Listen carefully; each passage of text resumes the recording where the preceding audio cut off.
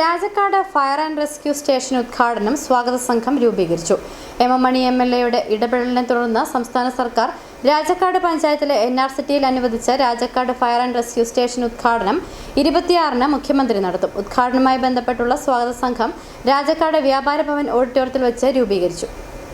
രാജാക്കാട്, വൈസന്മാലി, രാജകുമാരി, സേനാപതി, ശാന്തൻപാറ, ഉടുമ്പൻചോല, കൊന്നത്തടി, വെള്ളത്തോവൽ എന്നീ 8 പഞ്ചായത്തുകളിലെ ജനങ്ങൾക്ക് ഏറെ പ്രയോജനകരമാണ് ഇവയുടെ മധ്യഭാഗത്തുള്ള ഫയർ സ്റ്റേഷൻ.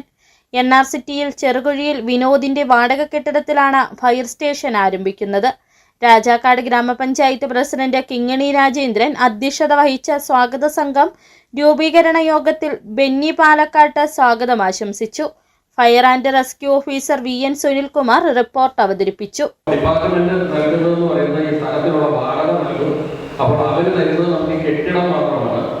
അതോടൊപ്പം തന്നെ നമുക്ക് ഫയർ സർവീസിന്റെ ഒരു ഡ്യൂട്ടി എന്ന് പറയുന്നത് 24 മണിക്കൂറും അവിടെ ജീവനക്കാരുണ്ടാവും.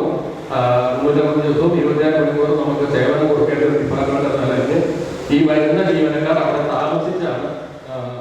ജില്ലാ പഞ്ചായത്ത് അംഗം G ശങ്കർകുമാർ, വൈസന്മാലി പഞ്ചായത്ത് പ്രസിഡന്റ് ഷാലുമോൾ സാബു, രാജാക്കാട് പള്ളി വികാരി father Mathew Karott Kocharackal, block മെമ്പർമാരായ Vipin C Augustine, P Rajaram, വിവിധ പഞ്ചായത്ത് കമ്മിറ്റി അംഗങ്ങളായ MN Harikuttan, Senapathi Sasi, CR Raju, Asha Jimon, Joshi Kanyakuzhi, Bindu Jeevankumar, Saju Abraham, TK Sujith, Rajakkad merchant association president VS Biju, NRCT merchant association secretary KT IB, രാഷ്ട്രീയ കക്ഷി നേതാക്കളായ Shailaja Surendran, Suma Surendran, R Balan Pillai, VV Babu, Shaji Vayalil, Sibi Kochuvellattu, Shaji Ambattu, MA Shinu, Jamal Edasserikkodi, KS Sivan, Saji Kottakkal, VC Johnson, Titus Jacob, Biji Santhosh എന്നിവർ പങ്കെടുത്തു.